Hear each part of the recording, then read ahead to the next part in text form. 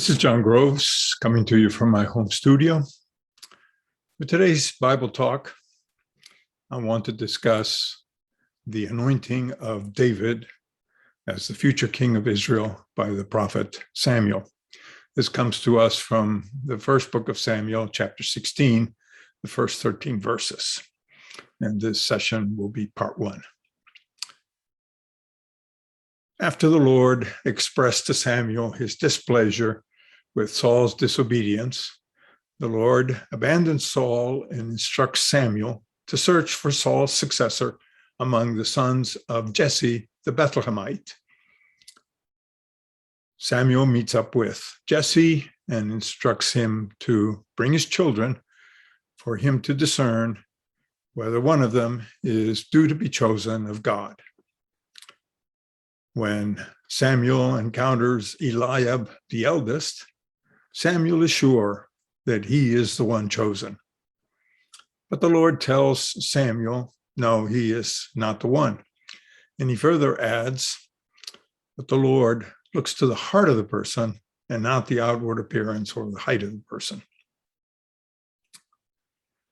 So, one by one, Jesse's sons pass before Samuel to see if they're the ones chosen, and they are all rejected. Samuel then asks Jesse, do you have more sons? And Jesse says, well, yes, there's the youngest, there's David. He's out tending the sheep. So Samuel tells him, well, go fetch him. I mean, we won't go further until he's here and we have that opportunity to discern whether he is the chosen one. Indeed, he is. And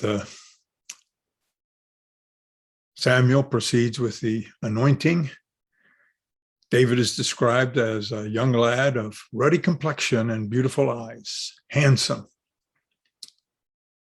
Immediately, our text advises, the Spirit of the Lord came mightily upon David from that day forward. The Eastern Orthodox Christian Church practices a ritual referred to as Chrismation.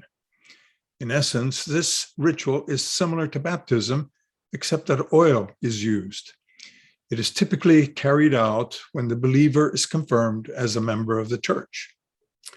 Chrismation is derived from the same word chrism, which in Greek means anointed. The title Christ depicts one who is anointed. When John the Baptist baptized Jesus in the Jordan River, the Synoptic Gospels tell us that the Spirit of God descended on Jesus as if it were a dove. While this level of detail is not apparent in our passage concerning David and Samuel, there is a parallel. David, as in the case of Jesus, has been consecrated and set apart for a special mission. David is to lead his people through their struggles with their oppressing neighbors, primarily the Philistines, a task which Samuel ultimately was unable to carry out. For now, I'd like to close our discussion and pose this question for us. Do we see ourselves as filled with the Christ, the divine presence, set apart for special divine purposes as David was? Each of us, we must acknowledge, is a unique creation, and each of us has the potential to manifest our intentions in divine order. We have a link to David and Jesus in our very makeup. We will return to this subject as we explore other metaphysical aspects related to our story next time. Until then, and I would encourage you to explore as well the companion art piece that corresponds with this story. Thank you.